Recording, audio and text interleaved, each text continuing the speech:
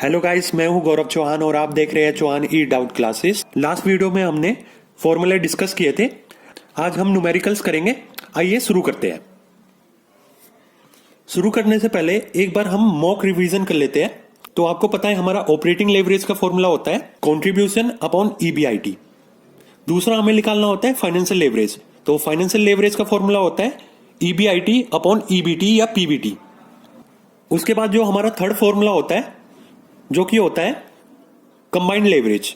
तो combined leverage का formula होता है financial leverage into operating leverage. तो ऑपरेटिंग लेवरेज कैसे निकलता है? ये निकलता है कंट्रीब्यूशन अपॉन ईबीआईटी और फाइनेंशियल लेवरेज निकलता है हमारा ईबीआईटी अपॉन ईबीटी या पीबीटी। हम इन दोनों को इनटू कर देंगे तो हमारे पास जो आंसर आएगा वो आएगा कंबाइंड लेवरेज का। हमारी स्क्रीन पे इलिस्ट्रेशन पॉपअप हुआ है। आइए देखते हैं हमारा इलिस्ट्रेशन क्या कहता है। हमारा इलिस्ट्रेशन कहता है कि जो हमारी सेल्स गिवन है वो गिवन है 6 लाख की रुपीस में। जो हमें वेरिएबल कॉस्ट निकालनी है वो निकालनी है 60% ऑफ सेल्स। उसके बाद हमें जो गिवन है फिक्स कॉस्ट वो गिवन है 1 लाख रुपीस। इन चीजों के बाद दो एडिशनल चीजें हमें गिवन है। एक गिवन है फाइनेंशियल प्लान के लिए हमें डेप्ट गिवन है 10% के हिसाब से, जो कि है 3 लाख हमने इशू की है। मतलब जो हमने डिवेंचर इशू की है वो की है 10% इंटरेस्ट के हिसाब से। उसके बाद जो हमने फाइनेंशियल प्लान 2 के लिए जो हमें गिवन है कि जो हमने इक्विटी शेयर्स इशू किए हैं 1 लाख रुपए 10% के हिसाब से, मतलब जो हमें इंटरेस्ट देना है वो देना है 10% के हिसाब से। जो ये एडिशनल इंफॉर्मेशन जो हमें ये एडिशनल इंफॉर्मेशन गिवन है ये गिवन है इंटरेस्ट की। कि आपको पता है कि जब आप ऑपरेटिंग लेवरेज निकालोगे तो उसमें कुछ नहीं करना है, कंट्रीब्यूशन निकालना है और ईबीआईटी निकालना है। जब आप फाइनेंशियल लेवरेज निकालोगे तो उसमें आपको इंटरेस्ट की जरूरत पड़ेगी। तो इंटरेस्ट कैसे निकालोगे? आप इन दोनों एडिशनल इंफॉर्मेशन के थ्रू भी निकालोगे। तो उसमें लिखा गया है क्या क्या निकालना है हमें। Calculate leverage of plan 1 and plan 2। मतलब कि हमें लेवरेज निकालना है ऑपरेटिंग, फाइनेंशियल और कंबाइंड।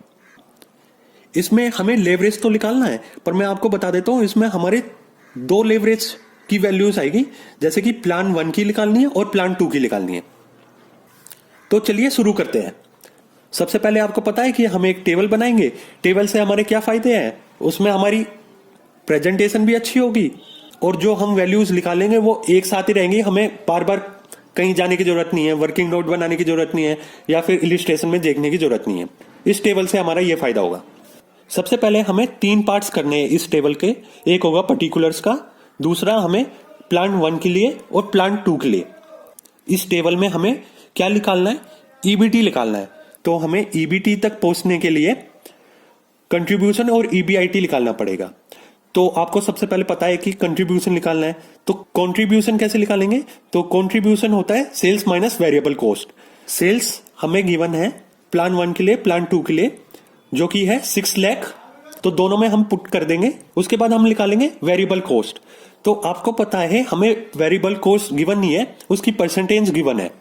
तो परसेंटेज कहती है हमारी कि जो हमारी वेरिएबल कॉस्ट निकालेंगे हम वो निकालेंगे 60% ऑफ सेल्स। मतलब जो हमारी सेल्स है उसका 60% निकालेंगे।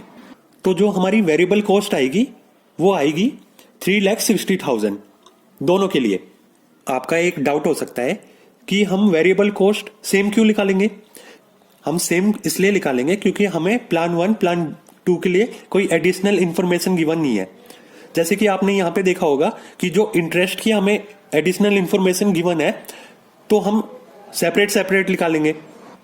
वैसे ही जो हमें सेल्स, वेरिएबल कॉस्ट और फिक्स कॉस्ट गिवन है उसमें कोई इंफॉर्मेशन गिवन नहीं है कि प्लान ए की क्या है, प्लान बी की क्या है। तो हम ये एज्यूम करेंगे जो कि ये हमें सेल्स, वेरिएबल कॉस्ट और फिक्स कॉस्ट गिवन है वो दोनों के लिए सेम ही है। तो हमारी सेल्स क्या आई प्लान 1 और प्लान बी के लिए, वो आई 6 लाख। उसके बाद वेरिएबल कॉस्ट निकाली हमने 60% सेल्स की, तो हमारी आई 3,60,000 दोनों के लिए। अब हमें निकालना है कॉन्ट्रीब्यूशन। तो कॉन्ट्रीब्यूशन कैसे आएगा? Sales minus variable cost. तो हमारे कंट्रीब्यूशन आया 6 माइनस 3,60,000, तो हमारा आया 2,40,000 दोनों में सेम। कंट्रीब्यूशन निकालने के बाद हमें निकालना है ईबीआईटी। तो ईबीआईटी का फॉर्मूला क्या होता है?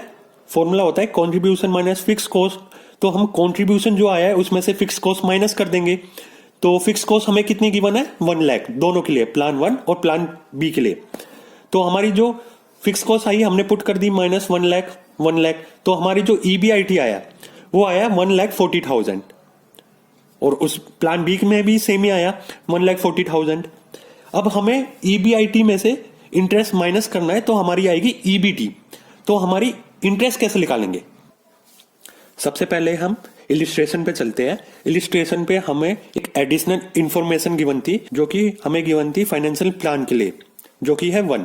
उसमें ये गिवन था कि जो हमने डिवेंचर इशू किए थे 3 लाख के, उसमें हमें 10% इंटरेस्ट देना था।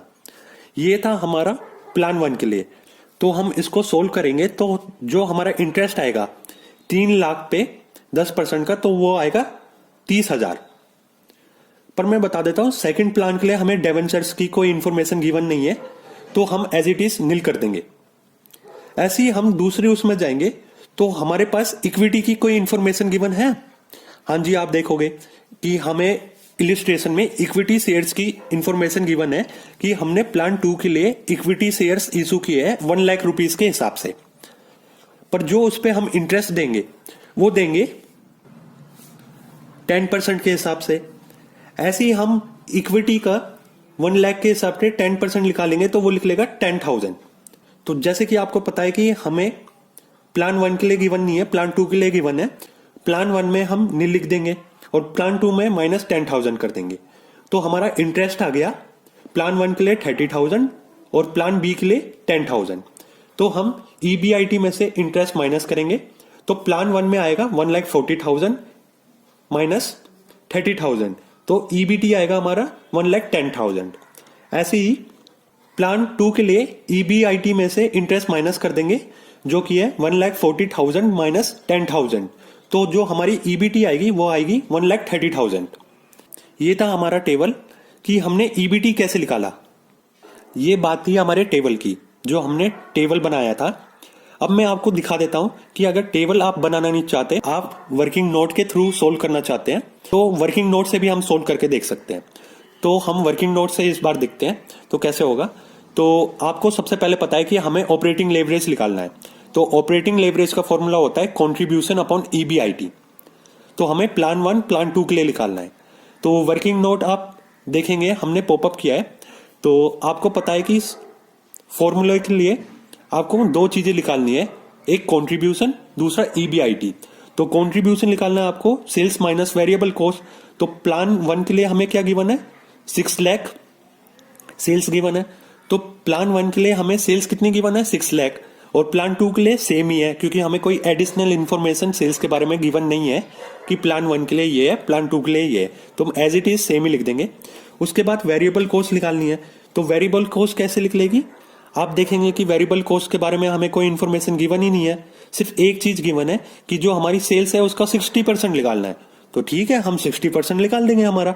तो हमारा जो 60% आएगा वेरिएबल कॉस्ट, वो कैसे आएगा, सेल्स इंटू 60%। तो 6 लाख इंटू 60%, तो हमारा आएगा 3,60,000 दोनों के लिए, प्लान 1 और प्लान 2 के लिए। तो ये आया हमारा कॉन्ट्रीब्यूशन 2,40,000। कैसे आया, 6 लाख माइनस 3,60,000, तो 2,40,000 दोनों के लिए सेम ही रहेगा यहां तक। उसके बाद हम निकालेंगे ईबीआईटी। तो ईबीआईटी निकालने के लिए आपको कंट्रीब्यूशन में से फिक्स कॉस्ट माइनस करना पड़ेगा। तो फिक्स कॉस्ट भी हमें मेंशन है कि दोनों प्लान के लिए सेम ही है, 1 लाख रुपीज। तो हम कंट्रीब्यूशन में से फिक्स कॉस्ट माइनस करेंगे 2,40,000 माइनस 1 लाख, तो हमारा आएगा ईबीआईटी 1,40,000। तो यहाँ पे दोनों ही सेम आ जाएगी, 1,40,000 1,40,000। ये था हमारे ईबीआईटी की ईबीआईटी कैसे लिख ली है। अब हमें जो ये वर्किंग नोट है इसकी वैल्यूज फॉर्मूले में पुट करनी है बस। तो हमारा फॉर्मूला क्या होता है ऑपरेटिंग लेवरेज का, वो होता है कंट्रीब्यूशन अपॉन ईबीआईटी।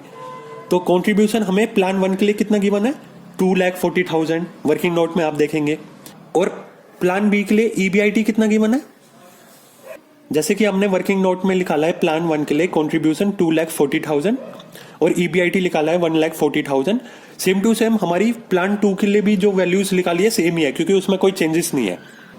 तो कंट्रीब्यूशन हो जाएगा प्लान 2 के लिए 2,40,000 और ईबीआईटी हो जाएगा 1,40,000। तो हम प्लान 1 और प्लान 2 को सोल्व करेंगे तो वो आएगा 1.714। जो हमारा ऑपरेटिंग लेवरेज निकला है प्लान 1 के लिए वो है 1.714। सेम प्लान 2 के लिए निकला है 1.714। अब हम बात करते हैं फाइनेंशियल लेवरेज की। तो फाइनेंशियल लेवरेज का फॉर्मूला क्या होता है? फाइनेंशियल लेवरेज का फॉर्मूला होता है EBIT अपॉन EBT। तो जो हमने टेबल बनाया था, या तो आप टेबल से वैल्यू चेक कर लीजिए या आप वर्किंग नोट बना लीजिए। वर्किंग नोट बनाओगे तो आपको बार बार मेहनत करनी पड़ेगी, पर आप टेबल बनाओगे तो सिर्फ एक बार मेहनत करनी पड़ेगी कि आपने टेबल बनानी है, उसके बाद वैल्यू पुट कर दी। जैसे कि आपने ऑपरेटिंग लेवरेज का देखा कि आपने पहले वर्किंग नोट बनाया, कंट्रीब्यूशन, फिर EBIT, और फिर आप फाइनेंशियल लेवरेज के लिए बनाओगे कंट्रीब्यूशन, EBIT या PBT। इससे अच्छा है कि आप टेबल बनाइए, उसमें आपका टाइम सेव हो जाएगा। इसलिए मैं आपको एडवाइस दूंगा कि आप बनाए तो टेबल बनाए, उसमें आपकी क्लैरिटी भी आएगी, टाइम भी सेव होगा और आपकी सारी वैल्यूज मेंशन होगी एक ही चीज पे। तो आपका फाइनेंशियल लेवरेज का फॉर्मूला होता है EBIT अपॉन EBT। तो EBIT हमने टेबल में निकाली थी, वो निकाली थी 1,40,000 और EBT निकाली थी 1,10,000। ये था प्लान 1 के लिए। और प्लान 2 के लिए क्या था हमारा? ये था 1,40,000 EBIT और EBT थी 1,30,000। जब हम सोल्व करेंगे प्लान 1 को तो ये आएगा हमारा फाइनेंशियल लेवरेज 1.2727 और प्लान 2 को हम सोल्व करेंगे तो आएगा 1.1076। आपकी एक क्वारी हो सकती है कि आपने ऑपरेटिंग लेवरेज तो सेम निकाला, फाइनेंशियल लेवरेज अलग अलग क्यों निकाला? क्योंकि मैं बता देता हूं, जो ऑपरेटिंग लेवरेज में कंट्रीब्यूशन और EBIT हमें गिवन था वो प्लान 1 प्लान 2 के लिए सेम गिवन था, इसलिए वैल्यूज चेंज नहीं हुई, सेम ही आया 1.714। फाइनेंशियल लेवरेज इसलिए चेंज हुआ हमारा इंटरेस्ट की वजह से। आप देखेंगे कि जो हमें इलिस्ट्रेशन में गिवन था इंटरेस्ट, उसकी वैल्यूज अलग अलग है। जो EBIT में यहाँ पे इंटरेस्ट गिवन था प्लान 1 के लिए वो गिवन था 30,000 और प्लान 2 के लिए गिवन था 10,000, इसलिए यहाँ पे अमाउंट फ्लक्चुएट हो गया है, जिसके कारण जो हमारा प्लान 1 प्लान 2 का जो फाइनेंशियल लेवरेज आया वो अलग अलग आया। प्लान 1 के लिए आया 1.27 और प्लान 2 के लिए आया 1.10। अब हमें थर्ड पार्ट निकालना है जो कि है कंबाइंड लेवरेज। तो आपको पता है कंबाइंड लेवरेज का फॉर्मूला होता है operating leverage into financial leverage. तो हमें कुछ नहीं करना इसमें, जो हमने पहले ऑपरेटिंग लेवरेज और फाइनेंशियल लेवरेज निकाली है उसकी वैल्यू पुट करनी है और इनटू करना है बस। तो आपको इतना सा काम करना है कि जो हमने ऑपरेटिंग लेवरेज और फाइनेंशियल लेवरेज की वैल्यूज निकाली है वो फॉर्मूले में पुट करनी है, तो हमारा कंबाइंड लेवरेज निकल जाएगा। तो हमारा ऑपरेटिंग लेवरेज की वैल्यू क्या आई है प्लान 1 के लिए? वो आई है 1.27 इंटू फाइनेंशियल लेवरेज के लिए क्या आई है? वो आई है 1.714। तो हम इसको इंटू करेंगे तो हमारा आएगा 2.1814। यह है प्लान 1 के लिए। अब सेकंड प्लान 2 के लिए क्या निकालना है? ऑपरेटिंग लेवरेज हमें सेम ही गिवन है 1.714 इंटू फाइनेंशियल लेवरेज कितनी गिवन है? वो गिवन है 1.1076। हम इंटू करेंगे तो हमारे आएगा 1.8984। ये था हमारा प्लान 2 के लिए कंबाइंड लेवरेज। तो आइए थोड़ा सा और रिवाइज कर लेते हैं। जो हमारा इलिस्ट्रेशन था वो था कि हमें जो सेल्स गिवन है वो गिवन है 6 लाख रुपीज, वेरिएबल कॉस्ट है 60% ऑफ सेल्स, फिक्स कॉस्ट है 1 लाख रुपीज और एडिशनल इंफॉर्मेशन गिवन है इंटरेस्ट से रिलेटेड। वो है जो हमने डिबेंचर इशू किए थे प्लान 1 के लिए, वो इशू किए थे 10% के हिसाब से 3 लाख रुपए। और जो हमने सेकंड इंफॉर्मेशन गिवन है वो गिवन है फाइनेंशियल प्लान 2 के लिए कि जो हमने इक्विटी शेयर्स इशू किए थे 1 लाख रुपए 10% इंटरेस्ट के हिसाब से। और हमें क्या निकालना था? लेवरेज निकालने थे प्लान 1 की और प्लान 2 की। तो हमने एक टेबल बनाया था, तो टेबल में हमने सेल्स निकाली दोनों के लिए सेम, प्लान 1 प्लान 2 के लिए 6 लाख। उसके बाद वेरिएबल कॉस्ट निकाली 6 लाख का 60% जो कि हमें गिवन था 3,60,000। और उसके बाद हमने कंट्रीब्यूशन निकाला। कंट्रीब्यूशन कैसे निकला? सेल्स माइनस वेरिएबल कॉस्ट 2,40,000 दोनों के लिए सेम, प्लान 1 प्लान 2 के लिए। कंट्रीब्यूशन में से माइनस कर देंगे फिक्स कॉस्ट तो हमारी आएगा 1,00,000। तो हमारा जो EBIT आएगा वो आएगा 1,40,000 दोनों के लिए। अब यहाँ पे हमने इंटरेस्ट हमारे डिफरेंट होंगे क्योंकि जो हमें एडिशनल इंफॉर्मेशन गिवन है प्लान 1 प्लान 2 के लिए वो अलग अलग गिवन है। तो इंटरेस्ट हमने प्लान 1 के लिए निकाला, जो हमने डिवेंचर इशू किए थे 3 लाख के, उस पे हमें 10% का इंटरेस्ट देना था, जो कि हुआ हमारा 30,000। और प्लान 2 के लिए हमें देना नहीं था डिवेंचर्स पे इंटरेस्ट, तो वो आ गया नील। उसके बाद हमने इक्विटी शेयर्स इशू किए थे 1 लाख के 10% के हिसाब से, तो हमारा जो प्लान 1 के लिए है उसमें नील आएगा, क्योंकि हमने क्यों आएगा, क्योंकि जो हमें इक्विटी शेयर, जो कि हमने इक्विटी शेयर इशू किया है वो किए है प्लान 2 के लिए, तो हमारा आया 10% इंटू 1 लाख, तो आया 10,000। उसके बाद आई हमारी ईबीटी आई हमारी 1,01,000 प्लान 1 के लिए, और प्लान 2 के लिए 1,30,000। उसके बाद हमने निकाला ऑपरेटिंग लेवरेज। ऑपरेटिंग लेवरेज का फॉर्मूला था कंट्रीब्यूशन अमाउंट ईबीआईटी। तो प्लान 1 में हमें कंट्रीब्यूशन क्या गिवन है टेबल में, 2,40,000। उसके बाद ईबीआईटी कितनी निकाली, 1,40,000। तो हमारा प्लान 1 आया 1.714। ऐसे हमने प्लान 2 निकाला 2,40,000 अपॉन 1,40,000। उसके बाद ऑपरेटिंग लेवरेज आई हमारी 1.714। उसके बाद हमने फाइनेंशियल लेवरेज निकाला। फाइनेंशियल लेवरेज का फॉर्मूला था ईबीआईटी अपॉन ईबीटी। तो प्लान 1 के लिए ईबीआईटी आई 1,40,000 अपॉन ईबीटी कितनी आई 1,10,000। और प्लान 2 के लिए हमारे पास जो ईबीआईटी आई वो आई 1,40,000 अपॉन ईबीटी आई 1,30,000। तो जो हमारा इसमें फाइनेंशियल लेवरेज हुआ प्लान 1 के लिए वो हुआ 1.2727 और प्लान 2 के लिए 1.1076। ये निकला हमारा फाइनेंशियल लेवरेज। थर्ड पार्ट जो हमें निकालना था वो था कंबाइंड लेवरेज। तो कंबाइंड लेवरेज का फॉर्मूला आपको पता है, होता है operating leverage into financial leverage. तो प्लान 1 के लिए हमारा ऑपरेटिंग लेवरेज था 1.714 इनटू फाइनेंशियल लेवरेज था 1.2727। तो हम इसको सोल्व करेंगे तो आएगा हमारे पास 2.1814। अब हमें निकालना था प्लान 2 के लिए कंबाइंड लेवरेज।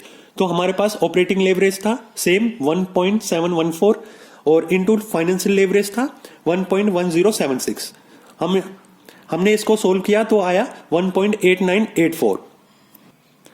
इस वीडियो में हमने एक इलिस्ट्रेशन किया जिसमें हमें 2 पार्ट निकालने थे, एक था प्लान 1 के लिए और दूसरा था प्लान 2 के लिए।